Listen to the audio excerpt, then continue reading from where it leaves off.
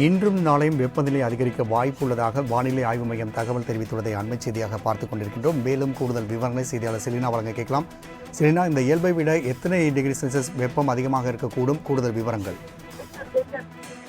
தமிழகம், புதுவை மற்றும் காரைக்கால் ஆகிய பகுதிகளில் இன்றிலிருந்து 11ஆம் தேதி வரையிலும் வறண்ட வானிலை நிலவக்கூடும் என்று சென்னை வானிலை ஆய்வு மையம் தெரிவித்திருக்கிறது.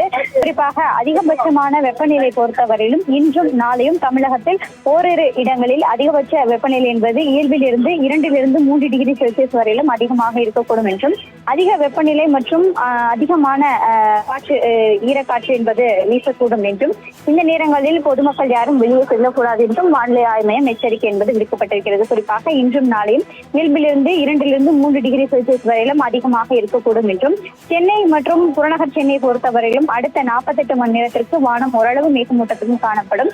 அதிகபட்சமான வெப்பநிலை 33லிருந்து 34 டிகிரி செல்சியஸ் மற்றும் குறைந்தபட்ச வெப்பநிலை 22லிருந்து 24 டிகிரி செல்சியஸ் வரைக்கும் இருக்கக்கூடும் என்று சென்னை வானிலை ஆய்வு மையம் தெரிவித்திருக்கிறது. குறிப்பாக தமிழகத்தை பொறுத்தவரையிலும் கோடை காலம் என்பது தொடங்குவதற்கு இன்னும் நாட்கள் இருக்கக்கூடிய நிலையில் வெப்பநிலை என்பது தமிழகத்தில் தொடர்ச்சியாக அதிகரித்து காணப்பட்டு வருகிறது. இந்த நிலையில்தான் அடுத்த 2 தினங்களுக்கு இயல்பிலிருந்து 2லிருந்து 3 டிகிரி செல்சியஸ் வரையிலும் வெப்பநிலை அதிகமாக இருக்கக்கூடும் என்று வானிலை ஆய்வு மையம் தெரிவித்திருக்கிறது. தகவலுக்கு நன்றி செலினா.